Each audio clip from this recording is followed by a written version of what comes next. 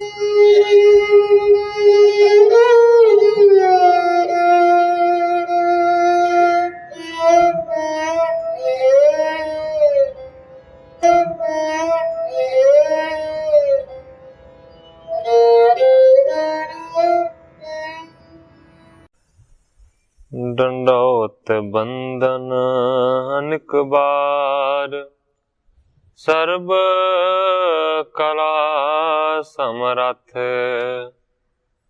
Dolan तेरा खौ प्रभु, नानक दे कर हथ। ज्ञान अंजन गुर दिया, अज्ञान अंधेर विनाश। हर कृपा ते संत भेटिया, नानक मन परगास। याही कुल ते प्रगट होए, ताही कुल को नाम। पुन द्वादश गुरिंद को, मेरी है प्रणाम। परम सत्कारयोग सतगुरु जी दे पावन पवित्र दरबार विच बैठी हुई साध संगत जियो, अपनियां मन बिरतियां नूं एकागर करन दे लई, रसना नूं पवित्र करन लई एक वारी सारे ही रल के आखिए, धन श्री सतगुरु जगजीत सिंह सच्चे पातशाह। सतगुरु अंगद देव सच्चे पातशाह जी दा पावन पवित्र इतिहास साहब जी श्रवण कर रहे सी। प्रसंग चल रहा सी अमरदास जी का। इतिहास इथों तक पहुंचा है कि अमरदास जी ने जुलाही नूं कमली कह दिता, आन के कोई भी वार्ता सतगुरां नूं ना दसी। अगली जदों सवेर हुई ते सतगुरु अंगद देव सच्चे पातशाह जी ने अमरदास जी नूं अपने कोल बुलाया। अमरदास जी हुण इस वेले सतगुरु सच्चे पातशाह जी दे अगे हथ जोड़ के खड़े ने। कल इथों तक कथा पहुंची सी, अज इथों अगे मैं प्रारंभ करदा। कहो बिरतांत सब रात को, कैसे कर होई। ल्यावत जल को कलश जब, बोलियो है किम कोई। सतगुरु अंगद देव सच्चे पातशाह जी कहते ने, हे पुरखा, दस बई रात किस तरह का बिरतांत होया कि रस्ते दे विच जदों तू पानी लिया रहा सी, कोई तेनू मिलिया या किसी ने कुछ आख्या, रात किस तरह का वरतारा वरत्या, रात की गल दस। हुण इस जगह के उत्ते ग्रंथाकार भाई संतोख सिंह जी इस गल का जिक्र करते हैं कि सतगुरां ने अमरदास जी नूं पुछया, पर कई इतिहासकार इस तरह भी लिखते ने कि जदों जुलाही कमली हो गई ते जुलाहा अपनी घरवाली नूं लैके सतगुरु सच्चे पातशाह जी दे दरबार दे विच पेश होया और उसने सारी वार्ता दसी। पर इस वेले कवि जी कह रहे ने कि अमरदास जी नूं सतगुरु सच्चे पातशाह जी ने पूछया कि दस रात की होया, कौन तेनू मिलिया और उन्हें की आख्या। हाथ बांध बिनती पानी, तुम अंतर जामी। बिना कहे जानो सकल, दाता जग स्वामी। हाथ जोड़ के अमरदास जी कहते ने कि तुसी सच्चे पातशाह अंतरजामी हो, अंदर दी गल नूं बुझण वाले हो। बगैर ही मेरे आख्या तुसी ते सारा कुछ जानदे हो, क्योंकि दाता जग स्वामी, तुसी ते दुनिया दे स्वामी हो, मालक हो और दाता।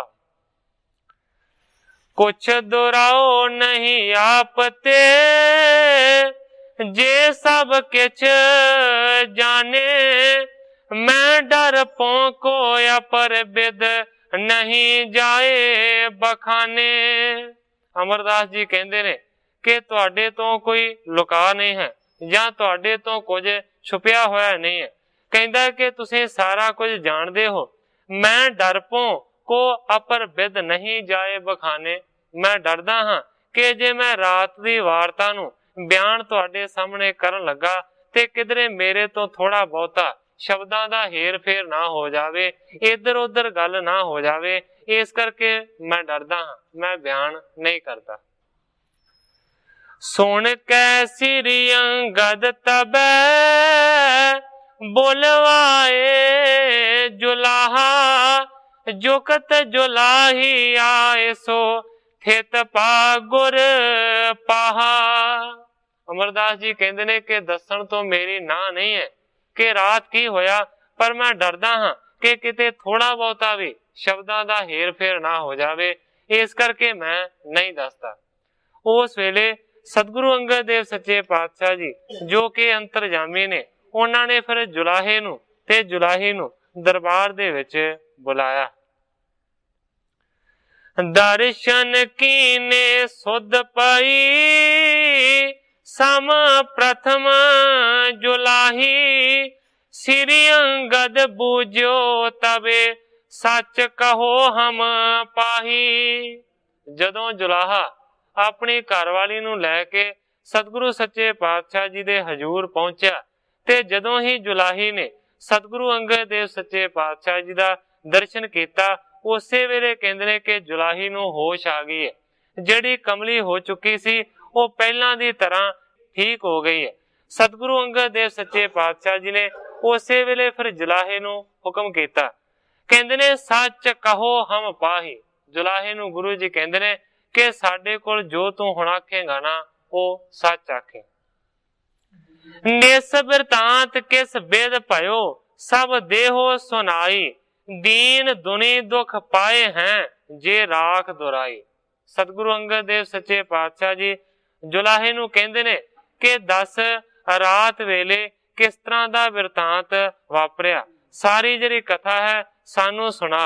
कहंदे ने जे तू रता भर भी कुछ छुपा के रखिया, सच्चे पातशाह जी कहंदे ने दीन ते दुनी दे विच तू दुख पाएगा, भाव के इस लोक दे विच भी तेनू दुख होवेगा, परलोक दे विच भी तू दुखी होवेगा जे रता भर भी कोई लुका रखिया। सुनत जुलाहे पै तरियो इनके हैं बच साचे, कहो न मैं दुख पाए हो इम लख सच राचे। जदों इस तरह की गल आखी सतगुरु अंगद देव सच्चे पातशाह जी ने, उस वेले सुन के जुलाहा बहुत ज्यादा डरिया है, सोचदा है कि इन्हां दे कहे हुए जिहड़े बचन ने ना वो सच्चे हो जाते ने। जे मैं रता पर भी कोई दुरा रखिया लुका रखिया ते मैं दुख पावांगा, क्योंकि इन्हां दे दास दा जे बचन सच्चा हो सकता है ते इन्हां दा बचन भी सच्चा होवेगा। डर गया और सच दे विच रंगिया गया, सोचदा है कि मैं जो कहांगा सच ही कहांगा। बूझो मैं क्या खड़क पा बाहर इस काला, ममदारा जागत हुती तिन कीन संभाला। जुलाहा जिहड़ा है वो रात दी बीती हुई गल नूं सुणाउंदा है, कहंदा है कि जदों ये तुहाडा दास अमरदास लंघ रिहा सी साडे घर दे कोल, उस वेले ये ठेडा खा के डिग पिया। ਇਹਦੇ ਡਿੱਗਣ ਦਾ ਜਦੋਂ ਖੜਾਕ ਹੋਇਆ ਤੇ ਕਹਿੰਦਾ ਹੈ ਕਿ ਮੈਂ ਆਖਿਆ ਕਿ ਕੌਣ ਹੈ ਬਾਹਰ ਔਰ ਕਿਉਂ ਇਸ ਤਰ੍ਹਾਂ ਦਾ ਖੜਕਾ ਹੋਇਆ ਹੈ। ਕਹਿੰਦਾ ਇਹਨਾਂ ਨੇ ਅਜੇ ਜਵਾਬ ਦੇਣਾ ਹੀ ਸੀ, ਪਰ ਇਸ ਤੋਂ ਪਹਿਲਾਂ ਹੀ ਮੇਰੀ ਜਿਹੜੀ ਘਰ ਵਾਲੀ ਜੁਲਾਹੀ ਹੈ ਉਹਨੇ ਫਿਰ ਮੈਨੂੰ ਇਸ ਤਰ੍ਹਾਂ ਆਖਿਆ। ਬੋਲੀ ਸੁਣ ਮਨ ਪਰਖ ਕਹਿ ਇਹ ਅਮਰੂ ਨੇ ਥਾਵਾਂ ਦਾਸ ਤੁਮਾਰੇ ਬਾਵਰੀ ਤਬ ਬਾਕ ਅਲਾਵਾ। ਕਹਿੰਦਾ ਹੈ ਕਿ ਇਹਨੇ ਕਹਿ ਦਿੱਤਾ कि होर कोई नहीं है, ये अमरू नथावा इस वेले फिरदा है, ओही पानी लैण दे वास्ते आया है। कहंदा है कि तुहाडे दास ने ये वाक कह दिता कि मैं नथावा नहीं हाँ, तू एवें ही कमली होके झल्ली होके इस तरह की गल करदी है, तेनू कोई सोझी नहीं है। कहंदा है कि इस तरह तुहाडे दास ने वाक कह दिता ते मेरी जिहड़ी घरवाली सी ना वो कमली हो गई। दर्शन देखे सुध पाई आवर आवर पासी, बचन फुरे सब कहे जिम सुन हम मत त्रासी। कहंदा कि हुण जदों मैं तुहाडे दरबार दे विच इहनूं लै के आया हाँ, तुहाडा इसने आण के दर्शन कीता है तां इहनूं सुध आई है, तां इह ठीक होई है। कहंदा है कि तुहाडा इह दास जो भी बचन करदा है वो सफल हुंदा है। कहंदा है इस करके मैं बहुत ज्यादा डर गया। पुन गुर बूझो श्री अमर ऐसी बिद होई, करन लगे बेनती तबे कर जोरत दोई। जदों जुलाहे ने सारा वृतांत दस्या उस नूं सुन के सतगुरु अंगद देव सच्चे पातशाह जी कहंदे ने, हे अमरदास की जो जुलाहा कहंदा है इसे तरह होया। उस वेले हथ जोड़ के अमरदास जी फिर इस तरह कहंदे ने मोह ने थावा इन कहो सो साच बखानी, जब लो आत्म रूप को मन ले ना जाने। कहंदा सच्चे पातशाह इसे तरह होया जिस तरह इन्हें आख्या है, पर सच्चे पातशाह मैनू इन्हें निथावा कह दिता। कहंदे ने जिन्ना चिर आत्म दा रूप मनुख नहीं जान लैंदा उन्ना चिर निथावा हुंदा है। जदों गुरु दा आसरा मिल जावे, आत्मा दा रूप लखिया जावे, फिर निथावा किस तरह हो सकदा सा। इन्हें मैनू निथावा कह दिता। थाओ पाए कर थिरै नहीं तब लगो निथावा, भटकत मृग तृष्णा बिखे कित शांत ना पावा। अमरदास जी कहंदे ने कि जदों तक मनुख किसे थां नूं पा नहीं लैंदा, ओदा मन टिका दे विच नहीं लग जांदा, उन्ना चिर निथावा हुंदा है। उन्ना चिर इस तरह भटकदा रहिंदा मनुख जिवें कि मृग तृष्णा दे आतर हो के भजदा रहिंदा, उहनूं शांत नहीं आउंदी। हुण जिहड़ा मृग तृष्णा लफज है ये बहुत वारी इतिहासां दे विच आउंदा है। मृग तृष्णा किसनूं आख्या जांदा है? विद्वान सज्जन कहंदे ने कि मारूथल दी जिहड़ी रेत है ਉਹਦੇ ਵਿੱਚ चिट्टे किणके हुंदे ने, दूरों बहुत ज्यादा चमकदे ने। जदों हिरन मिर्ग उन्हां किणकिਆਂ ਨੂੰ चमकदा देखदा है ते सोचदा है कि उत्थे पानी है, वो पानी दी चमक है, मैं उत्थे जावां पानी पीवां मैनू शांति आ जावेगी। दौड़दा होया उत्थे पहुंचदा है, पर की देखदा है वो रेत हुंदी है, वो पानी नहीं हुंदा। इसे तरह भटकदा भटकदा मर जांदा है। इहनूं कहंदे ने मृग तृष्णा। हुण अमरदास जी कहंदे ने कि जिन्ना चिर तक मनुख नूं गुरु दा आसरा नहीं मिलदा, आत्मा दा रूप वो जान नहीं लैंदा, उन्ना चिर तक मृग तृष्णा वांग वो भटकदा रहिंदा। जब तुमरी सेवा रुचर किया तर्क जुलाही, कहंदा है पर मैं ते तुहाडी सेवा करदा हां, मैं ते तुहानू अपना गुरु स्वीकार कीता होया, मैं किस तरह निथावा होया। पर तां भी कहंदे ने कि इस जुलाही ने मैनू तर्क दे नाल निथावा आख्या। सही गई नहीं मोह ते बौरी तब प्राही।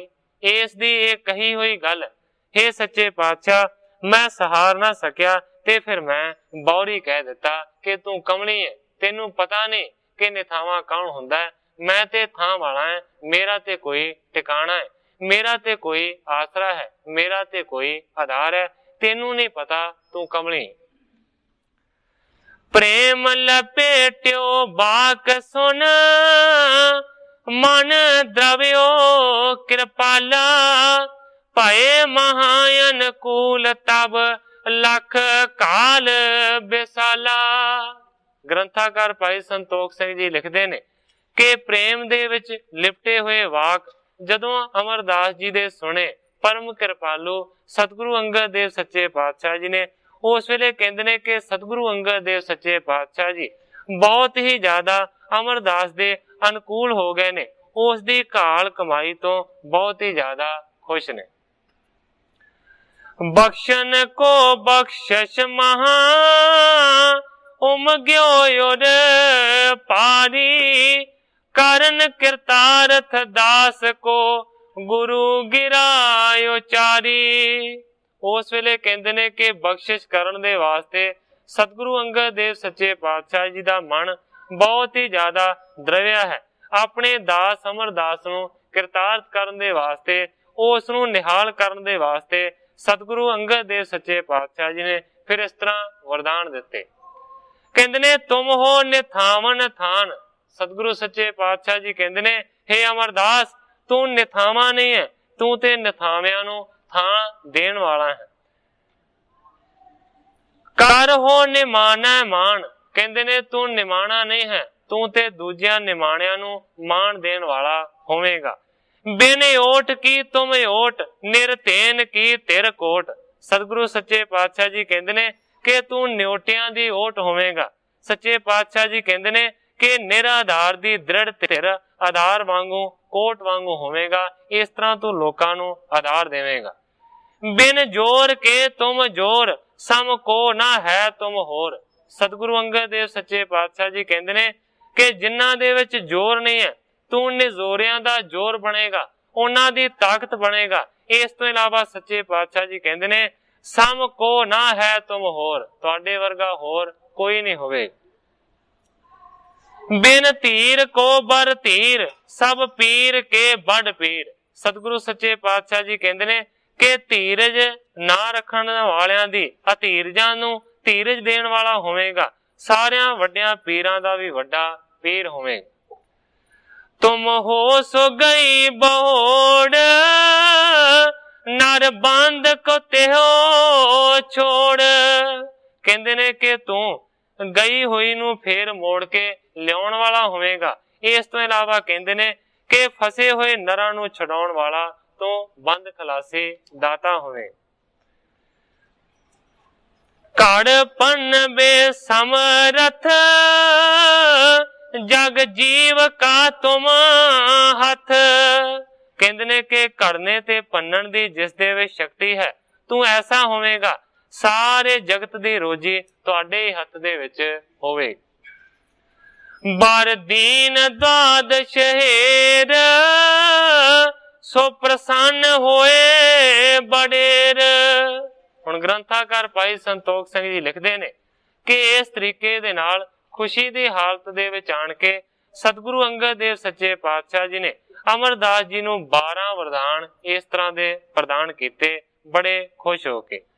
ਗਰ ਸੰਗ ਲਾਵਣ ਕੀਨ, ਪੁਲ ਕਾਏ ਪ੍ਰੇਮ ਪ੍ਰਵੀਨ। ਵਰਦਾਨ ਦੇਣ ਤੋਂ ਬਾਅਦ ਸਤਿਗੁਰੂ ਅੰਗਦ ਦੇਵ ਸੱਚੇ ਪਾਤਸ਼ਾਹ ਜੀ ਨੇ ਅਮਰਦਾਸ ਜੀ ਨੂੰ ਆਪਣੀ ਜੱਫੀ ਦੇ ਵਿੱਚ ਲੈ ਲਿਆ ਹੈ। ਉਸ ਵੇਲੇ ਕਵੀ ਜੀ ਕਹਿੰਦੇ ਨੇ ਕਿ ਪੁਲਕਾਏ ਪ੍ਰੇਮ ਪ੍ਰਵੀਨ, ਦੋਵਾਂ ਪਾਸਿਆਂ ਦੀ ਜਿਹੜੀ ਪੁਲਕਾਵਲੀ ਸੀ ਕਿ ਪ੍ਰੇਮ ਦੇ ਵਿੱਚ ਜਿਹੜੇ ਰੋਮ ਨੇ ਨਾ ਉਹ ਦੋਵਾਂ ਦੇ ਖੜੇ ਹੋ ਗਏ ਨੇ। ਇਸ ਤਰ੍ਹਾਂ ਦੀ ਖੁਸ਼ੀ ਦੀ ਹਾਲਤ ਦੇ ਵਿੱਚ ਆਏ ਨੇ। ਗੁਰਬਾਣੀ ਦੇ ਵਿੱਚ ਪਾਠ ਹੁੰਦਾ ਹੈ, ਜੋ ਸਹੁ ਕੰਠ ਨਾ ਲੱਗੀਆਂ ਜਲਨ ਸੇ ਬਾਹੜੀਆਂ। ਗੁਰੂ ਸਾਹਿਬ ਕਹਿੰਦੇ ਨੇ ਕਿ ਜਿਹੜੀਆਂ ਬਾਹਾਂ ਆਪਣੇ ਪਿਆਰੇ ਪ੍ਰੀਤਮ ਦੇ ਗਲ ਦੇ ਵਿੱਚ ਨਹੀਂ ਪਈਆਂ, ਐਸੀਆਂ ਬਾਹਾਂ ਸੜ ਜਾਣੀਆਂ ਚਾਹੀਦੀਆਂ ਨੇ। ਹੁਣ ਸਤਿਗੁਰੂ ਅਮਰਦਾਸ ਸੱਚੇ ਪਾਤਸ਼ਾਹ ਜੀ ਉਸ ਆਨੰਦ ਨੂੰ ਜਾਣਦੇ ਨੇ ਕਿ ਜਿੰਨਾ ਜੱਫੀ ਪਾ ਕੇ ਗੁਰੂ ਜੀ ਨੂੰ ਉਹਨਾਂ ਨੂੰ ਆਨੰਦ ਮਿਲਿਆ, ਕੋਈ ਵਕਤਾ ਜਾਂ ਕੋਈ ਕਵੀ ਉਸ ਨੂੰ ਕਹਿ ਕੇ ਜਾਂ ਲਿਖ ਕੇ ਬਿਆਨ ਨਹੀਂ ਕਰ ਸਕਦਾ। ਇਸ ਤਰੀਕੇ ਦੇ ਨਾਲ ਕਵੀ ਜੀ ਕਹਿੰਦੇ ਨੇ ਕਿ ਦੋਵਾਂ ਦੇ ਰੋਮ ਖੜੇ ਹੋ ਗਏ ਨੇ, ਕਿਉਂਕਿ ਇਸ ਤਰ੍ਹਾਂ ਦੀ ਪ੍ਰੇਮ ਦੀ ਹਾਲਤ ਦੇ ਵਿੱਚ ਅਕਸਰ ਜਿਹੜੇ ਰੌਂਗਟੇ ਨੇ ਉਹ ਖੜੇ ਹੋ ਜਾਂਦੇ ਨੇ। ਕਾਵ ਭੂਸ਼ਣ ਨਾਮਧਾਰੀ ਪੰਥ ਦੇ ਵਿਦਵਾਨ ਕਵੀ, ਉਹਨਾਂ ਨੇ ਆਪਣੀ ਕਵਿਤਾ ਦੇ ਵਿੱਚ ਲਿਖਿਆ ਹੈ ਕਿ ਕਿਸ ਤਰੀਕੇ ਦੇ ਨਾਲ ਸੱਜਣ ਦਾ ਮਿਲਾਪ ਹੈ, ਪ੍ਰੇਮੀ ਦਾ ਮਿਲਾਪ ਕਿਸ ਤਰ੍ਹਾਂ ਦਾ ਹੈ। ਉਹ ਕਹਿੰਦੇ ਨੇ 4 ਮਿਲੇ 64 ਖਿਲੇ, ਭਇਆ 20 ਕਾ ਜੋੜ, ਸਾਜਨ ਸੋ ਸਾਜਨ ਮਿਲੇ, ਫੂਲੇ 7 ਕਰੋੜ। ਕਹਿਣ ਤੋਂ ਭਾਵ ਹੈ ਕਿ 4 ਮਿਲੇ, 4 ਨੇਤਰਾਂ ਦਾ ਮਿਲਾਪ ਮੰਨਿਆ ਜਾਂਦਾ ਹੈ। ਇੱਕ ਸੱਜਣ ਤੁਰਿਆ ਹੁੰਦਾ ਹੈ, ਅੱਗੋਂ ਦੂਸਰਾ ਸੱਜਣ ਮਿਲ ਪਿਆ, ਦੋਵਾਂ ਦੀਆਂ ਅੱਖਾਂ ਮਿਲੀਆਂ ਨੇ, 4 ਨੇਤਰਾਂ ਦੇ ਨਾਲ ਮਿਲਾਪ ਹੋ ਗਿਆ। 4 ਮਿਲੇ 64 ਖਿਲੇ। ਜਦੋਂ 4 ਨੇਤਰਾਂ ਦਾ ਅੱਖਾਂ ਦਾ ਮਿਲਾਪ ਹੁੰਦਾ ਹੈ ਤੇ ਕਹਿੰਦੇ ਨੇ ਫਿਰ 64 ਖਿੜ ਜਾਂਦੇ ਨੇ, ਕਿਉਂਕਿ ਆਮ ਤੌਰ ਤੇ ਮਨੁੱਖ ਦੇ ਦੰਦਾਂ ਦੀ ਗਿਣਤੀ 32 ਮੰਨੀ ਜਾਂਦੀ ਹੈ। 32 ਦੰਦ ਇੱਕ ਮਨੁੱਖ ਦੇ, 32 ਦੂਸਰੇ ਦੇ, 64 ਦੰਦ ਖੇੜੇ ਦੇ ਵਿੱਚ ਆ ਜਾਂਦੇ ਨੇ। 4 ਮਿਲੇ 64 ਖਿਲੇ, ਭਇਆ 20 ਕਾ ਜੋੜ। ਜਦੋਂ ਹੋਰ ਲਾਗੇ ਹੋਏ ਤੇ ਫਿਰ ਦੋਵਾਂ ਨੇ ਹੱਥ ਮਿਲਾਇਆ। ਅੱਜ ਕੱਲ ਜਿਹੜਾ ਅਸੀਂ ਹੱਥ ਮਿਲਾਉਂਦੇ ਆ ਇਹ ਕਿਸੇ ਹੋਰ ਕਿਸਮ ਦਾ ਹੈ। ਪੁਰਾਣੇ ਸਮੇਂ ਦੇ ਜਿੰਨੇ ਵੀ ਲੋਕ ਨੇ ਉਹ ਦੋਵਾਂ ਹੱਥਾਂ ਦੇ ਨਾਲ ਹੱਥ ਮਿਲਾਉਂਦੇ ਸੀ, ਇੱਕ ਹੱਥ ਦੇ ਨਾਲ ਦੂਸਰਾ ਹੱਥ ਨਹੀਂ ਸੀ ਮਿਲਾਇਆ ਜਾਂਦਾ। ਕਦੇ ਕਦੇ ਵੇਖਣ ਦੇ ਵਿੱਚ ਆਇਆ ਕਿ ਦੋਵੇਂ ਹੱਥਾਂ ਦੇ ਨਾਲ ਮਿਲਾਪ ਹੁੰਦਾ ਹੈ, ਪਰ ਅੱਜ ਕੱਲ ਇਸ ਰੀਤੀ ਨੂੰ ਬਹੁਤ ਘਟਾ ਦਿੱਤਾ ਗਿਆ ਹੈ। ਇੱਕ ਹੱਥ ਦੇ ਨਾਲ ਇੱਕ ਹੱਥ ਮਿਲਾਇਆ ਜਾਂਦਾ ਹੈ, ਪਰ ਦਰਅਸਲ ਦੋਵਾਂ ਹੱਥਾਂ ਦੇ ਨਾਲ ਦੋਵੇਂ ਹੱਥ ਮਿਲਾਏ ਜਾਂਦੇ ਨੇ। ਕਹਿੰਦੇ ਨੇ ਕਿ ਭਇਆ 20 ਕਾ ਜੋੜ, 10 ਉਂਗਲਾਂ एक आदमी दियां, 10 ਉਂਗਲਾਂ एक आदमी दियां, 20 ਉਂਗਲਾਂ ਦਾ इकट्ठ होया, हथ मिलाया ते 20 ਦਾ जोड़ पूरा हो गया। इस तो अगे होर होए, फिर कहते ने जफ्फी पा के मिले ने एक दूजे नूं सज्जन प्रेमी। फिर कहते ने कि फूले 7 करोड़ ते वैदिक वालियां ने एक मनुख दे रोमां दी जिहड़ी गिणती है ना वो 3.5 करोड़ लिखी है कि एक मनुख दे रोम 3.5 करोड़ हुंदे ने। 3.5 करोड़ रोम एक दे ते 3.5 करोड़ दूसरे दे, जे दोवां दा जोड़ कीता जावे ते 7 करोड़ बनदे ने। इस तरीके दा मेल होया।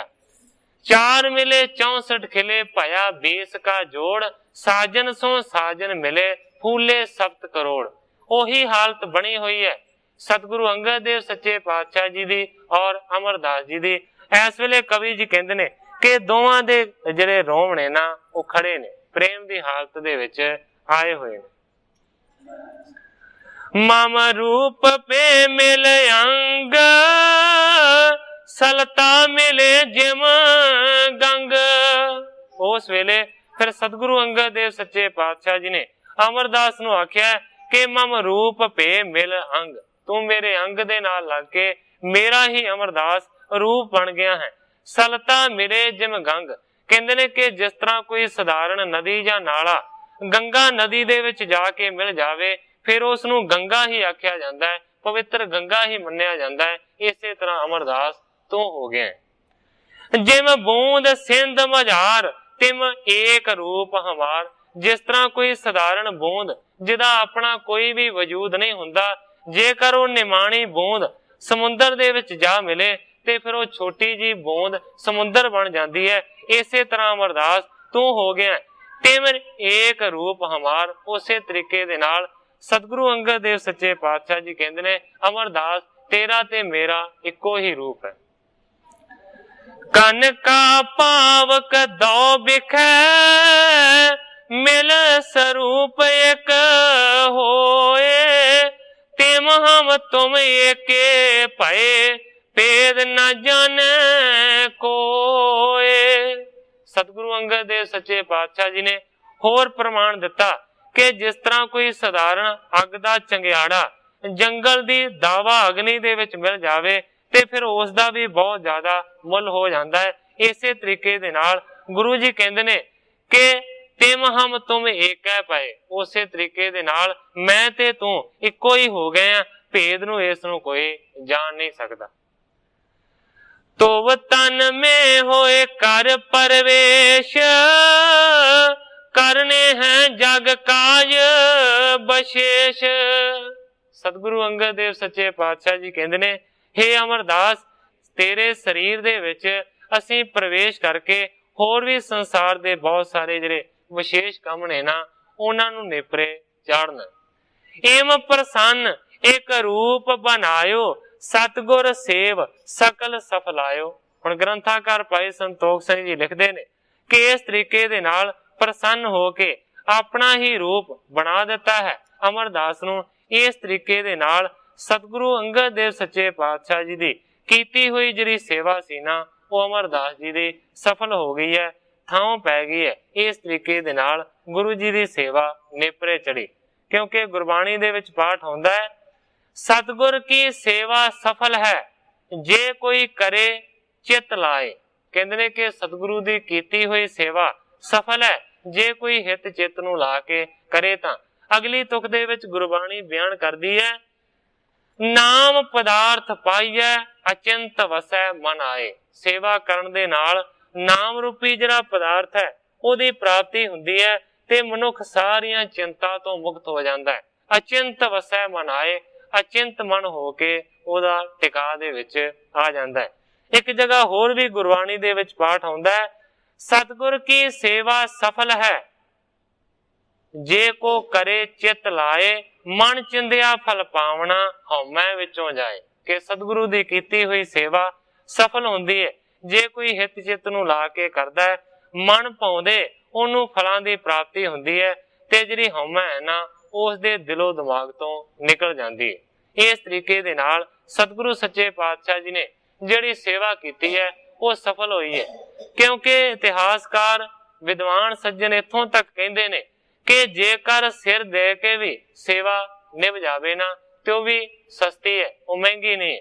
गुरबाणी दे विच एक होर पाठ आउंदा है, सतगुर की सेवा गाखड़ी सिर दीजै आप गवाए, शब्द मिलै तां हर मिलै, सेवा सब पवै थाए। हुण गुरु साहब कहंदे ने कि सतगुरु दी सेवा करनी बहुत औखी है, कोई सौखी गल नहीं है, पर कहंदे ने सिर दीजै आप गवाए, भावें सिर दे के अपना आप गवा के भी प्राप्ति हो जावे ते माड़ी नहीं है। जदों शब्द दा मिलाप हो जाता है फिर हरि दा मेल हो जाता है, सेवा सब पवै थाए। उस वेले सारी कीती हुई जिहड़ी सेवा है ना वो थाए पै जाती है, किसी लेखे दे विच लग जाती है, क्योंकि उही सेवा कीती हुई सफल हुंदी है जिहड़ी कि सतगुरु ने मन नूं भाउंदी है। चौथे पातशाह सतगुरु रामदास सच्चे पातशाह जी लिखते ने, सा सेवा कीती सफल है जित सतगुर का मन मन्ने। ओही सेवा कीती हुई सफल हुंदी है जिहदे ते सतगुरु दी प्रवानगी हुंदी है, जिन्नू करन दे नाल मन मन जांदा है सतगुरु दा। अगली तुक दे विच कहंदे ने, जां सतगुर का मन मन्निया तां पाप कसंबल पन्ने। जे सतगुरु दे घर दे विच कीती हुई सेवा सतगुरु नूं प्रवान हो गई ते फिर कहंदे ने वड्डे जिहड़े पाप ने ना वो सारे दे सारे भन्ने जांदे ने, खत्म हो जांदे ने। मेरा सिर्फ कहण तो भाव है कि सतगुरु अमरदास सच्चे पातशाह जी ने जिहड़ी सेवा कीती है ना वो इस वेले मानो कि गुरु अंगद जी दे चरणां दे विच प्रवान हो गई। गोर टेग काल निफल नहीं होए, बांछत पाए करत पाजोए। ग्रंथाकार भाई संतोख सिंह जी कहंदे ने कि गुरु दे घर दे विच कीती हुई जिहड़ी काल है सेवा है वो कदे भी निफल नहीं जाती, वो हमेशा अपना फल भुगता के जाती है। बांछत पाए करत पाजोए, जिहड़ा कामना नूं रख के सेवा करदा है ओदी कामना जरूर पूरी हुंदी। कह सिर गोर सिर मुकट उतारा, बरख एकादश को जो तारा। उस वेले सतगुरु अंगद देव सच्चे पातशाह जी ने हुक्म किया है कि जेड़ा तेरे सिर ते बहुत वड्डा पगड़ बज गया, ये जेड़ा मुकट है इसनू थल्ले उतार दे, जेड़ा के करीब 12 वरियां तो सतगुरु अमरदास सच्चे पातशाह जी ने धारण किया। जिसमें जीव कीटियां ने आद, धरियो उतार सुनत गुरनाद। जदों ही सतगुरु अंगद देव सच्चे पातशाह जी ने हुक्म किया कि इसनू उतार दे, उस वेले सतगुरां दे बचन नूं मन के उन्हां ने अमरदास जी ने अपने सिर दे जिन्ने भी कपड़े वलेटे से उन्हां सारियां नूं थल्ले ला के रख दिता है, जिन्हां दे विच बहुत सारियां कीड़ियां ते होर जीव जंतु पैदा हो गए। सुंदर जल इशनान कराया, वस्त्र नवीन सर्व पहराया। इस तो बाद स्वच्छ जल दे नाल निर्मल पानी दे नाल अमरदास जी दा इशनान करवाया गया और इस तो बाद नवे ते सोहणे कपड़े पहनाए गए। मैं अपने अस्थान बिठावो, गुरता गादी दे हर खामो। सतगुरु अंगद देव सच्चे पातशाह जी ने भरी हुई संगत दी सभा दे विच ये वचन कीता कि हे अमरदास, मैं अपनी जगह ते तेनू बिठावांगा, ये गुरियाई गद्दी दे के तेनू प्रसन्न करां।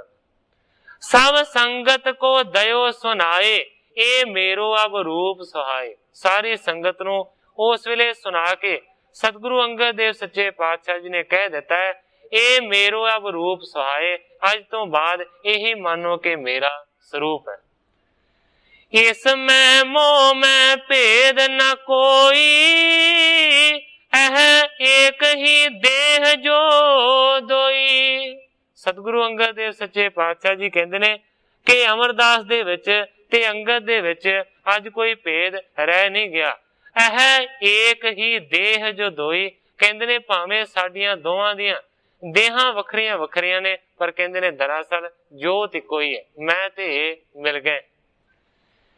बेदत पाए गुर संगत माहे, गुर सिरी अपर अमर होए नाहे। ग्रंथाकार भाई संतोख सिंह जी लिखते ने कि इस तरीके दे नाल सारी संगत दे विच ये गल प्रगट रूप दे विच सामने आ गई है कि सतगुरु अंगद देव सच्चे पातशाह जी दे ज्योति जोत समाउण तो बाद गुरियाई दे मालक अमरदास जी होणगे, होर कोई इस जगह दे उत्ते नहीं बह सकदा। पुन बोले मुख चंद सुदा से, आनंद कंद बिलंद निवासे। इस तो बाद सतगुरु अंगद देव सच्चे पातशाह जी जिन्हां दा मुखड़ा मानो कि चंद्रमा वर्गा सोहना है, उस चंद्रमा वर्गे मुखड़े सोहने तो अमृतमयी बचन सतगुरु सच्चे पातशाह जी ने इस तरह आखे। कहंदे ने सुन पुरखा ग्रह संतत क्या है। सतगुरु अंगद देव सच्चे पातशाह जी कहंदे ने दस पुरखा तेरे घर दे विच की संतान है, अपनी औलाद दे बारे दस। दोहिता पुत्र भये सो कहां है। सतगुरु अंगद देव सच्चे पातशाह जी कहंदे ने पुरखा अपनी संतान दे बारे दस कि तेरे पुत्र धीआं किथे ने और किन्ने। हाथ जोर कर बिनय बखानी, सब रावण को ज्ञात महानी। हथ जोड़ के अमरदास जी कहंदे ने कि हे सच्चे पातशाह तुहाडे तो किहड़ी गल छुपी हुई है, तुहानू सारा कुछ ज्ञात है, तुसी जानदे हो। तदप जो पूछो सम अनजाने, कहो सुनो गुण खान महाने। अमरदास जी कहंदे ने भावें कि तुहाडे तो कुछ लुकिया होया नहीं है, फिर भी तुसी मैनू हुक्म करदे हो ते तुहाडे हुक्म दे अनुसार मैं दसदा हां, हे महान गुणां दी खान सुनो। दोए पुत्र हैं मोहन मोहरी, द्वैतनिया सब कृपा तोरी। हाथ जोड़ के अमरदास जी ने बेनती की है कि सच्चे पातशाह दो पुत्र ने, एक दा नाम मोहन है, दूसरे दा नाम मोहरी है। इस तो इलावा दो ही मेरिया लड़कियां ने, एक दानी ते एक बीबी पानी। दो लड़कियां सन सतगुरु अमरदास दी। सुन बोले सुन पुरखा अबै, हित लायक तुहे भाखों सबै। उस वेले सतगुरु अंगद देव सच्चे पातशाह जी कहंदे ने हे पुरखा तेरे हित दी गल मैं कहन लगा हां, मेरी गल नूं जरा चंगे तरीके दे नाल समझ लवे। अब खडूर को बस बो छोर, अपर स्थान बास को टोर। सतगुरु अंगद देव सच्चे पातशाह जी कहंदे ने हे पुरखा हुण तू खडूर दे विच रहना छड्ड के इथों चलिया जा, किसी होर जगह ते अपना वासा कर, जगह नू लभ ले। श्री नानक मोहे दीन गुराई, कृपा तार पुन गिरा अलाई। सतगुरु अंगद देव सच्चे पातशाह जी कहंदे ने हे भाई पुरखा जदों सतगुरु नानक देव सच्चे पातशाह जी ने मैनू गुरियाई दित्ती सी ना, ते उन्हां ने कृपा नू तारण करके मैनू इस तरह दा हुक्म कीता सी। हम जह बसे थान दियो त्याग, अपर स्थल कर थित वड भाग। अपनी गल दसदे ने सतगुरु अंगद देव सच्चे पातशाह जी कहंदे ने कि उस वेले सतगुरु नानक देव सच्चे पातशाह जी ने मैनू हुक्म कीता सी कि जिथे असीं रहने हां भाव के करतारपुर, इस जगह नू त्याग दे छड्ड दे ते किसी होर जगह ते वड्डे भागां वालिया तू जाके रह। क्योंकि जदों गुरु नानक देव सच्चे पातशाह जी ने गुरियाई दित्ती सी करतारपुर दे विच, करतारपुर नू छड्ड के सतगुरु अंगद देव सच्चे पातशाह जी अपने पिंड खडूर आण के टिके सन। तब के हम खडूर में आए, बसते सम्मत कितक बिताए। गुरु अंगद जी कहंदे ने कि उदों दा असीं करतारपुर नू छड्डिया है और खडूर दे विच आण के टिक गए हां। हुण इत्थे रहिंदियां सानू बहुत सारे वरे बीत गए। श्री चंद यार लक्ष्मी दास, पित स्थान तिन करियो निवास। सतगुरु अंगद देव सच्चे पातशाह जी कहंदे ने असीं खडूर दे विच आ गए, पर सतगुरु नानक देव सच्चे पातशाह जी दे दोवें साहिबजादे श्री चंद ते लक्ष्मी दास अपने पिता दी जगह भाव के करतारपुर दे विच ही निवास कीता। तैसे तुम थल अपर बनाए, बसो तहां सब बिद सुख पाए। सतगुरु अंगद देव सच्चे पातशाह जी कहंदे ने उसे तरह हुण तू करना है कि तू इस जगह नू छड्डना है ਕਿਸੇ ਹੋਰ ਜਗ੍ਹਾ ਤੇ ਆਪਣਾ ਜਾ ਕੇ ਵਾਸਾ ਕਰਨਾ ਹੈ, ਇਸੇ ਤਰੀਕੇ ਦੇ ਨਾਲ ਸੁਖ ਹੋਵੇਗਾ। ਕਿਉਂਕਿ ਸਤਿਗੁਰੂ ਨਾਨਕ ਦੇਵ ਸੱਚੇ ਪਾਤਸ਼ਾਹ ਜੀ ਨੇ ਇਸੇ ਵਾਸਤੇ ਸਤਿਗੁਰੂ ਅੰਗਦ ਦੇਵ ਸੱਚੇ ਪਾਤਸ਼ਾਹ ਜੀ ਨੂੰ ਉਹ ਜਗ੍ਹਾ ਛੱਡਣ ਵਾਸਤੇ ਆਖਿਆ ਸੀ, ਕਿਉਂਕਿ ਜੇਕਰ ਸਤਿਗੁਰੂ ਅੰਗਦ ਦੇਵ ਸੱਚੇ ਪਾਤਸ਼ਾਹ ਜੀ ਕਰਤਾਰਪੁਰ ਦੇ ਵਿੱਚ ਹੀ ਰਹਿੰਦੇ ਤੇ ਸ੍ਰੀ ਚੰਦ ਨੇ ਤੇ ਲਖਮੀ ਦਾਸ ਨੇ ਇਸ ਗੱਲ ਨੂੰ ਸਹਾਰ ਨਹੀਂ ਸੀ ਸਕਣਾ ਔਰ ਉਹਨਾਂ ਨੇ ਈਰਖਾ ਕਰਨੀ ਸੀ। ਹੁਣ ਸਤਿਗੁਰੂ ਅੰਗਦ ਦੇਵ ਸੱਚੇ ਪਾਤਸ਼ਾਹ ਜੀ ਕਹਿੰਦੇ ਨੇ, ਦਾਸੂ ਦਾਤੂ ਸਦਨ ਰਹੇਂਗੇ, ਤਿਖੈ ਨਾ ਤੁਮ ਈਰਖਾ ਨਾ ਲਹੇਂਗੇ। ਸਤਿਗੁਰੂ ਅੰਗਦ ਦੇਵ ਸੱਚੇ ਪਾਤਸ਼ਾਹ ਜੀ ਕਹਿੰਦੇ ਨੇ ਕਿ ਮੇਰੇ ਪੁੱਤਰ ਦਾਸੂ ਤੇ ਦਾਤੂ ਇੱਥੇ ਖਡੂਰ ਦੇ ਵਿੱਚ ਹੀ ਰਹਿਣਗੇ, ਪਰ ਕਹਿੰਦੇ ਨੇ ਜੇ ਤੂੰ ਇੱਥੇ ਰਹੇਗਾ ਫਿਰ ਕਹਿੰਦੇ ਨੇ ਤੇਰੇ ਨਾਲ ਈਰਖਾ ਹੋਵੇਗੀ, ਇਹ ਤੇਰੇ ਜਸ ਨੂੰ ਸਹਾਰ ਨਹੀਂ ਸਕਣਗੇ, ਇਸ ਕਰਕੇ ਤੂੰ ਇੱਥੋਂ ਲਾਂਭੇ ਚਲਿਆ ਜਾ, ਨਾ ਤੈਨੂੰ ਦੇਖਣਗੇ ਤੇ ਨਾ ਕੋਈ ਈਰਖਾ ਪੈਦਾ ਹੋਵੇ। ਨਾਹੀਂ ਤਾਂ ਦੇਖ ਪ੍ਰਤਾਪ ਤਿਹਾਰੋ, ਜਰ ਹਿਰਦੈ ਨਹੀਂ ਪਰੇ ਬਿਗਾਰੋ।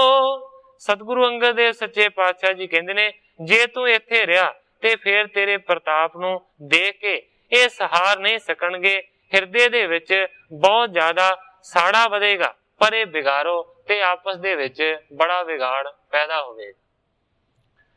ਇਸ ਪ੍ਰਕਾਰ ਕਹਿ ਮ੍ਰਿਦਲ ਬਚ, ਧੀਰਜ ਦਈ ਵਿਸਾਲ, ਦਿਨ ਸੋ ਨਿਸਾ ਬਿਤਾਏ ਕੇ ਬੈਠੇ ਪਰਮ ਕਿਰਪਾਲ। ਗ੍ਰੰਥਾਕਾਰ ਭਾਈ ਸੰਤੋਖ ਸਿੰਘ ਜੀ ਕਹਿੰਦੇ ਨੇ ਕਿ ਇਸ ਤਰੀਕੇ ਦੇ ਨਾਲ ਬੜੇ ਕੋਮਲ ਲਫ਼ਜ਼ਾਂ ਦੇ ਨਾਲ ਧੀਰਜ ਵੱਡੀ ਦੇ ਕੇ ਸਤਿਗੁਰੂ ਅੰਗਦ ਦੇਵ ਸੱਚੇ ਪਾਤਸ਼ਾਹ ਜੀ ਨੇ ਅਮਰਦਾਸ ਨੂੰ ਸਮਝਾਇਆ। ਇਸ ਤੋਂ ਬਾਅਦ ਉਹ ਦਿਨ ਬਤੀਤ ਹੋਇਆ ਤੇ ਰਾਤ ਵੀ ਬਤੀਤ ਹੋਈ, ਪਰਮ ਕਿਰਪਾਲੂ ਜੀ ਨੇ ਰਾਤ ਬਤੀਤ ਕੀਤੀ।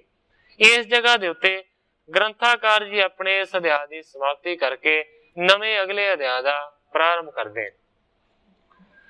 ਅਗਲੇ ਦਿਨ ਸ੍ਰੀ ਸਤਿਗੁਰੂ ਬੈਠੇ ਸੰਗਤ बीच, करत कृतार्थ सेवकन दरसत ऊचरो नीच।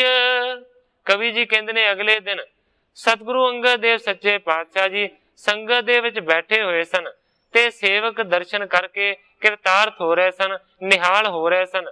उच्चे ते नीवे सारे लोग सतगुरां दे दर्शनां दे आनंद नूं माण रहे सन। एक गोंदा खतरी तह आयो, दर्शन देखत सीस निवायो। इन्ने चिर नूं गोंदा नां दा एक खतरी सतगुरां दे दरबार दे विच पहुंच गया। आण के उसने सतगुरु अंगद देव सच्चे पातशाह जी दे चरणां दे विच सिर नूं निवा दिता। हाथ जोर कर बिनय बखानी, श्री गुर तुमरी सिफत महानी। गोंदा खतरी हथ जोड़ के कह लगा, हे सतगुरु सच्चे पातशाह जी तुहाडी महान वड्डी जिहड़ी महान सिफत है ना, उस नूं मैं सुनिया होया। सुनत रहो बहु लोक भनंते, करें सराहन जे मत बनते। कहंदा है कि तुहाडी बहुती सारी सिफत मैं लोकां तो सुनी हुई है, जिहड़े श्रेष्ठ बुद्धि दे मालक ने ना, वो गुरु जी तुहाडी बहुत ज्यादा शोभा करदे ने। गुप्त प्रगट जग जीव विसाल, सब सतगुर की आयस चल। गोंदा खतरी कहंदा है कि जिन्ने भी दुनिया दे उत्ते गुप्त ने और जिन्ने भी प्रगट ने, सारे दे सारे तुहाडे हुक्म दे विच चलदे ने। क्योंकि गुप्त उन्हां चीजां नूं आख्या जांदा है जिहड़ियां अखां दे नाल दिखाई नहीं दिंदियां। भूत प्रेत ये जिन्ने भी सारे गुप्त ने, असीं जिन्ने भी दिखाई दिंदे आ प्रगट रूप दे विच, ये दूसरे जीव आ। कहंदा है कि जिन्ने गुप्त रहिंदे ने वो भी तुहाडे हुक्म दे विच ने, ते जिन्ने प्रगट ने वो भी सतगुरु जी तुहाडे हुक्म दे विच चलदे ने। मेरो ग्राम उजाड़ परियो है, सर्व भूत ने बास करियो है। गोंदा कहंदा सच्चे पातशाह मेरा पिंड उजाड़ दे विच तब्दील हो गया। सच्चे पातशाह मेरे पिंड दे विच भूतां प्रेतां ने वास कर लिया। देओ जिन बहु प्रेतन जाति, तहां कीन बासो युत पाती। कहंदा है कि बहुते सारे देव ने, जिन ने, प्रेत ने, पिशाच ने, ये सारियां इन्हां भूतां प्रेतां दियां जातां ने, वखरियां वखरियां किस्मां ने। कहंदा है कि हर एक प्रकार दे भूत प्रेतां ने मेरे उस पिंड नूं दबा लिया। केते लाख प्रेत को डेरे फिर जहां कहां देश कनेरे। कहंदा कि पता नहीं किन्ने ही लख प्रेत जिहड़े ने ਉਹ ਮੇਰੇ ਪਿੰਡ ਦੇ ਵਿੱਚ ਵਸਦੇ ਨੇ, ਉਹਨਾਂ ਨੇ ਮੇਰੇ ਪਿੰਡ ਨੂੰ ਉਜਾੜ ਦਿੱਤਾ ਹੈ। ਕਹਿੰਦਾ ਹੈ ਕਿ ਲੱਗਦਾ ਹੈ ਕਿ ਬਹੁਤ ਸਾਰਿਆਂ ਦੇਸ਼ਾਂ ਤੋਂ ਇਕੱਠੇ ਹੋ ਕੇ ਸਾਰੇ ਭੂਤ ਨੇ ਮੇਰੇ ਪਿੰਡ ਦੇ ਵਿੱਚ ਹੀ ਆ ਗਏ। ਕਰੈ ਸਥਿਤੀ ਗ੍ਰਾਮ ਮਮ ਆਏ ਨਰ ਕੋ ਤਹਿ ਬਸਨ ਨਾ ਪਾਏ। ਕਹਿੰਦਾ ਹੈ ਕਿ ਉਹਨਾਂ ਨੇ ਆਣ ਕੇ ਡੇਰਾ ਮੇਰੇ ਪਿੰਡ ਦੇ ਵਿੱਚ ਲਾਇਆ ਹੈ, ਕੋਈ ਵੀ ਜਿਹੜਾ ਮਨੁੱਖ ਹੈ ਉਸ ਨੂੰ ਉੱਥੇ ਉਹ ਵਸਣ ਨਹੀਂ ਦਿੰਦੇ। करते कांदे सार के दिन में मानव वृंद निशा परे टाहत सकल भीम करूप बिलंद। गोंदा कहता है कि वो बड़े भयानक ने। दिने सारे लोकी उसार के जेकर कोई एक कंध खड़ी करते ने ते रात दे वेले उसे कंध नूं भूत ने ਢਾ ਦਿੰਦੇ ਨੇ। ਇਸ ਤਰੀਕੇ ਦੇ ਨਾਲ ਬੜੇ ਭਿਆਨਕ ਉੱਥੇ ਭੂਤ ਰਹਿੰਦੇ ਨੇ। ਕਿਰਪਾ ਕਰਕੇ ਸੱਚੇ ਪਾਤਸ਼ਾਹ ਮੇਰੀ ਉਹਨਾਂ ਤੋਂ ਖਲਾਸੀ ਹੋਵੇ।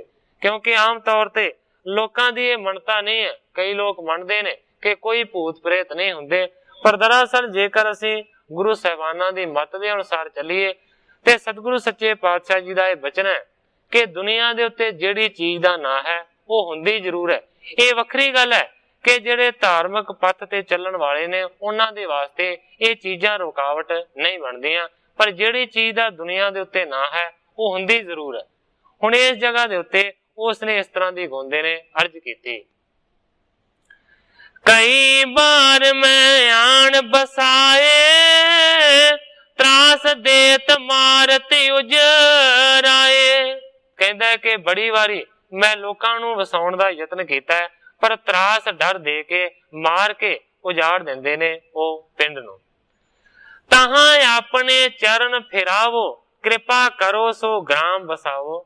ਸਤਿਗੁਰੂ ਅੰਗਦ ਦੇਵ ਸੱਚੇ ਪਾਤਸ਼ਾਹ ਜੀ ਨੂੰ ਗੋਂਦਾ ਕਹਿੰਦਾ ਕਿ ਕਿਰਪਾ ਕਰਕੇ ਆਪਣੇ ਪਵਿੱਤਰ ਚਰਨਾਂ ਨੂੰ ਮੇਰੇ ਪਿੰਡ ਦੇ ਵਿੱਚ ਪਾਵੋ ਤਾਂ ਕਿ ਉਹ ਪਿੰਡ ਫਿਰ ਤੋਂ ਵਸ ਸਕੇ। ਆਪ ਲੈ ਹੋ ਛਿੰਤ ਬਾਂਛਤ ਜੇਤੀ ਕੌਣ ਮੁਜ਼ਾਹਮ ਹੋਵੇ ਤੇਤੀ।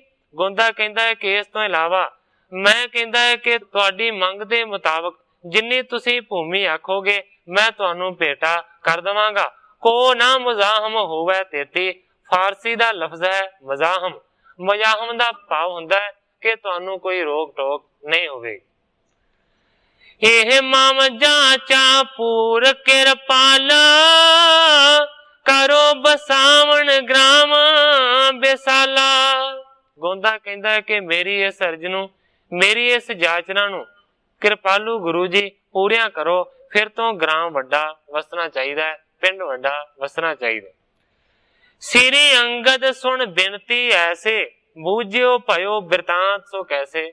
ਜਦੋਂ ਗੋਂਦੇ ਨੇ ਇਸ ਤਰ੍ਹਾਂ ਦੀ ਅਰਜ਼ ਕੀਤੀ ਤੇ ਸਤਿਗੁਰੂ ਅੰਗਦ ਦੇਵ ਸੱਚੇ ਪਾਤਸ਼ਾਹ ਜੀ ਕਹਿੰਦੇ ਨੇ ਕਿ ਸਾਰਾ ਜਿਹੜਾ ਬਿਰਤਾਂਤ ਹੈ ਨਾ ਉਹ ਜ਼ਰਾ ਖੋਲ ਕੇ ਸੁਣਾ। ਕਬ ਕੋ ਡੇਰਾ ਪ੍ਰੇਤਨ ਪਾਇਓ ਕਿਸ ਪ੍ਰਕਾਰ ਪੁਰ ਕੋਈ ਉਜਰਾਇਓ। ਸਤਿਗੁਰੂ ਜੀ ਕਹਿੰਦੇ ਨੇ ਤੂੰ ਕਹਿਣਾ ਹੈ ਕਿ ਪਹਿਲਾਂ ਪਿੰਡ ਵਸਦਾ ਸੀ, ਫਿਰ ਭੂਤਨਿਆਂ ਨੇ ਡੇਰਾ ਲਾ ਲਿਆ ਤੇ ਪਿੰਡ ਨੂੰ ਉਜਾੜ ਦਿੱਤਾ। ਸਤਿਗੁਰੂ ਸੱਚੇ ਪਾਤਸ਼ਾਹ ਜੀ ਕਹਿੰਦੇ ਨੇ ਕਿ ਕਿਸ ਤਰ੍ਹਾਂ ਪ੍ਰੇਤਾਂ ਨੇ ਆਣ ਕੇ ਡੇਰਾ ਲਾਇਆ ਔਰ ਕਿਸ ਤਰ੍ਹਾਂ ਪੁਰੀ ਨੂੰ ਉਜਾੜਿਆ। ਸਾਰਾ ਜਿਹੜਾ ਹਾਲ ਹੈ ਨਾ, ਪ੍ਰਸੰਗ ਹੈ, ਉਹ ਖੋਲ ਕੇ ਸੁਣਾ। ਬੈਠੇ ਸਕਲ ਪ੍ਰਸੰਗ ਸੁਣਾਵੋ ਮਨ ਬਾਂਛਤ ਪੁਨ ਗੁਰ ਤੇ ਪਾਵੋ। ਸਤਿਗੁਰੂ ਅੰਗਦ ਦੇਵ ਸੱਚੇ ਪਾਤਸ਼ਾਹ ਜੀ ਕਹਿੰਦੇ ਨੇ ਕਿ ਸਾਰਾ ਬਹਿ ਕੇ ਪ੍ਰਸੰਗ ਚੰਗੀ ਤਰ੍ਹਾਂ ਸੁਣਾ। ਗੁਰੂ ਜੀ ਕਹਿੰਦੇ ਨੇ ਫੇਰ ਤੇਰੇ ਮਨ ਦੀ ਮੁਰਾਦ ਜ਼ਰੂਰ ਪੂਰੀ ਹੋਵੇਗੀ। ਗੁਰੂ ਜੀ ਕਹਿੰਦੇ ਨੇ ਜੋ ਤੂੰ ਆਖੇਗਾ ਉਸੇ ਤਰ੍ਹਾਂ ਕਰਾਂਗੇ। ਸੁਣ ਸਤਿਗੁਰ ਤੇ ਗੋਂਦਾ ਬੈਸ ਕਹਿਣ ਲੱਗਿਓ ਬਿਰਤਾਂਤ ਜੋ ਹੈਸ। ਸੁਣ ਕੇ ਸਤਿਗੁਰਾਂ ਦੇ ਬਚਨ ਨੂੰ ਗੋਂਦਾ ਸਤਿਗੁਰਾਂ ਦੇ ਲਾਗੇ ਬਹਿ ਗਿਆ ਤੇ ਫਿਰ ਉਸਨੇ ਪੁਰਾਣਾ ਜਿਹੜਾ ਬਿਰਤਾਂਤ ਸੀ ਨਾ ਉਹ ਸੁਣਾਉਣਾ ਸ਼ੁਰੂ ਕੀਤਾ। ਸ੍ਰੀ ਸਤਿਗੁਰ ਏਮ ਭਇਓ ਪ੍ਰਸੰਗ ਝਗਰਾ ਹੋ ਤੋ ਸ਼ਰੀਕਣ ਸੰਗ। ਕਹਿਣ ਲੱਗਾ ਸੱਚੇ ਪਾਤਸ਼ਾਹ ਕਥਾ ਤੇ ਕੁਝ ਇਸ ਤਰ੍ਹਾਂ ਦੀ ਹੈ, ਇਸ ਤਰ੍ਹਾਂ ਦਾ ਪ੍ਰਸੰਗ ਹੈ ਕਿ ਮੇਰਾ ਜ਼ਮੀਨ ਦੇ ਬਦਲੇ ਆਪਣਿਆਂ ਸ਼ਰੀਕਾਂ ਦੇ ਨਾਲ ਝਗੜਾ ਸੀ। ਆਪਸ ਮੈਂ ਬਹੁ ਬਾਦ ਉਠਾਵਾ, ਬਹੁ ਮਿਲ ਭੀ ਨਹੀਂ ਝਗਰ ਚੁਕਾਵਾ। ਕਹਿੰਦਾ ਹੈ ਕਿ ਜ਼ਮੀਨ ਦੇ ਬਦਲੇ ਮੇਰਾ ਆਪਣਿਆਂ ਸ਼ਰੀਕਾਂ ਦੇ ਨਾਲ ਝਗੜਾ ਸੀ। ਕਹਿੰਦਾ ਹੈ ਕਿ ਬਹੁਤੀਆਂ ਸਾਰੀਆਂ ਪੰਚਾਇਤਾਂ ਨੇ, ਬਹੁਤਿਆਂ ਸਾਰਿਆਂ ਆਦਮੀਆਂ ਨੇ ਇਸ ਫੈਸਲੇ ਨੂੰ ਨੇਪਰੇ ਚਾੜਨਾ ਚਾਹਿਆ, ਪਰ ਕਹਿੰਦਾ ਹੈ ਕਿ ਝਗੜਾ ਫੇਰ ਵੀ ਨਾ ਨਿਬੜਿਆ।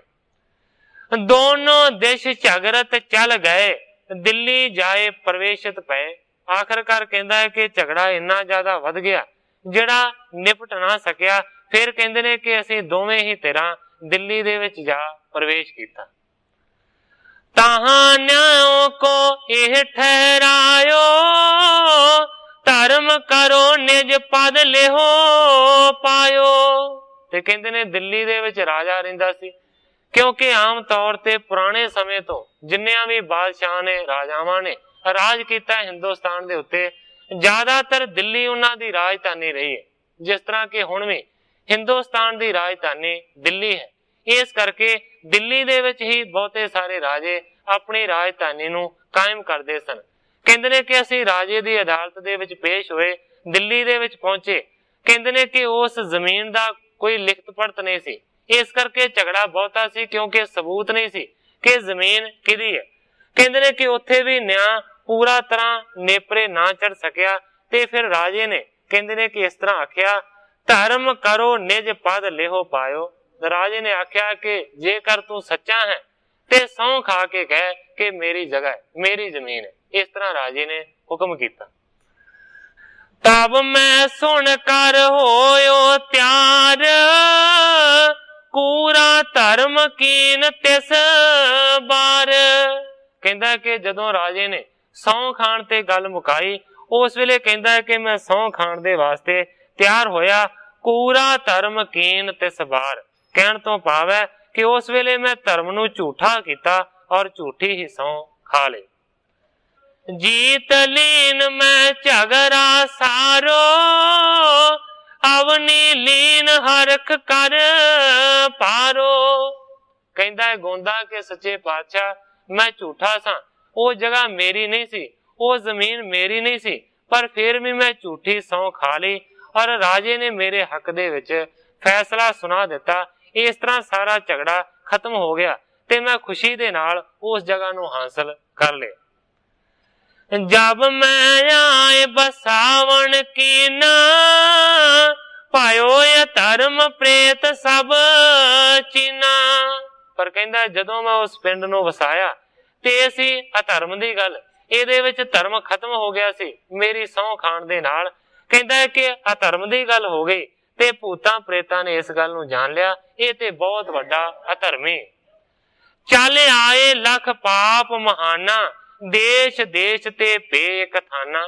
ਕਹਿੰਦੇ ਨੇ ਫਿਰ ਭੂਤ ਪ੍ਰੇਤ ਲੱਖਾਂ ਦੀ ਗਿਣਤੀ ਦੇ ਵਿੱਚ ਮੇਰੇ ਇਸ ਵੱਡੇ ਪਾਪ ਕਰਨ ਦੇ ਕਾਰਨ ਉਸ ਜਗ੍ਹਾ ਤੇ ਦੇਸ਼ਾਂ ਵਿਦੇਸ਼ਾਂ ਤੋਂ ਪਹੁੰਚ ਗਏ।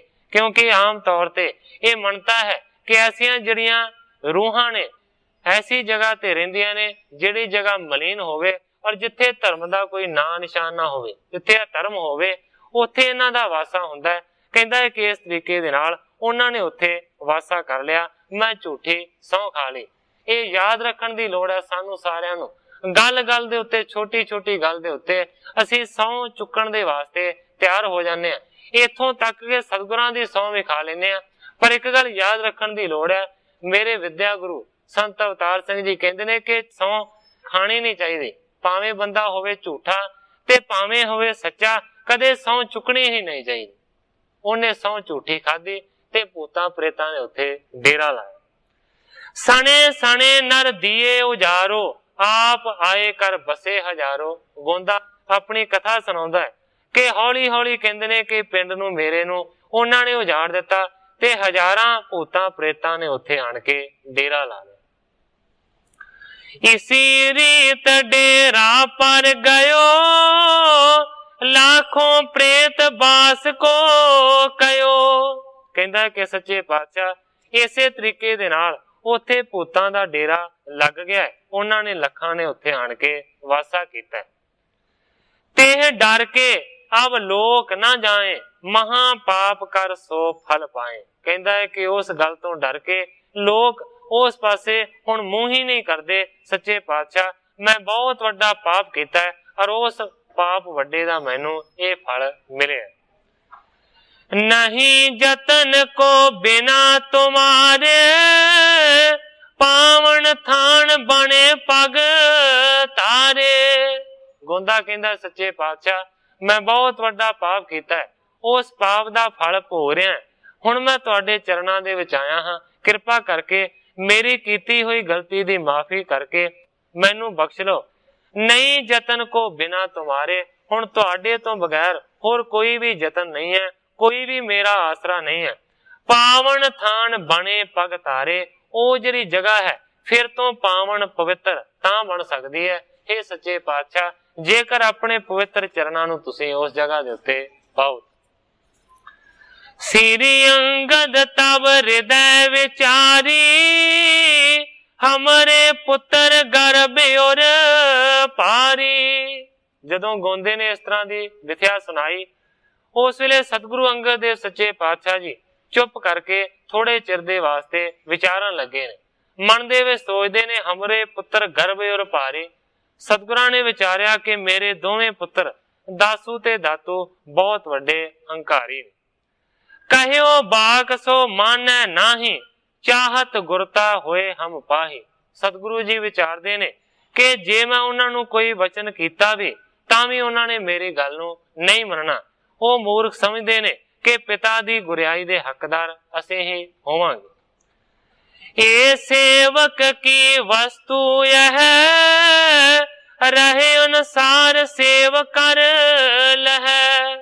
ਸਤਿਗੁਰੂ ਅੰਗਦ ਦੇਵ ਸੱਚੇ ਪਾਤਸ਼ਾਹ ਜੀ ਸੋਚਦੇ ਨੇ ਪਰ ਇਹ ਤੇ ਸੇਵਕ ਦੀ ਚੀਜ਼ ਹੈ, ਜਿਹੜਾ ਸੇਵਾ ਕਰੇਗਾ ਉਹਨੂੰ ਉਸੇ ਦੇ ਅਨੁਸਾਰ ਮਿਲੇਗੀ। ਸ੍ਰੀ ਅਮਰ ਸੋ ਈਰਖਾ ਠਾਨ, ਆਪਣੇ ਮੈਂ ਕਛ ਦੋਸ਼ ਨਾ ਜਾਣੈ। सोचते ने कि अमरदास दे नाल ये ईर्खा करते ने, अपने विच कोई भी दोष ये नहीं समझते। अपर सिख पी चाहत के दासू के पक्षी हैं जी। हुण सतगुरु सच्चे पातशाह जी विचारते ने कि सिर्फ मेरे पुत्र ही नहीं, इस तो इलावा होर भी जिहड़े सिख ने ना वो भी इसे तरह चाहुंदे ने कि जां गुरियाई दासू नूं मिले ते जां दातू नूं मिले।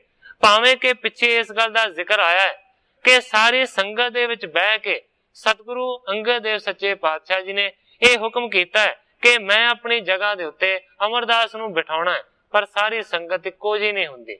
हुण सतगुरु जी विचारदे ने कई जिहड़े सिख ने ना वो भी पक्षी ने दासू ते दातू दे, वो चाहुंदे ने कि गुरियाई इन्हां दे विचों एक नूं मिले।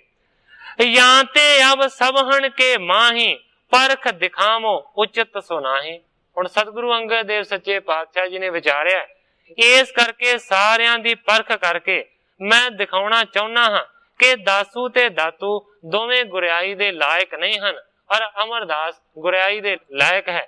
जे मैं इस तरह की परख करके दिखावांगा तां ही संगत दे मन दे विच यकीन वजेगा। इस तरह की विचार कीती है सतगुरु अंगद देव सच्चे पातशाह जी ने। सो साध संगत जी समय की समाप्ति है।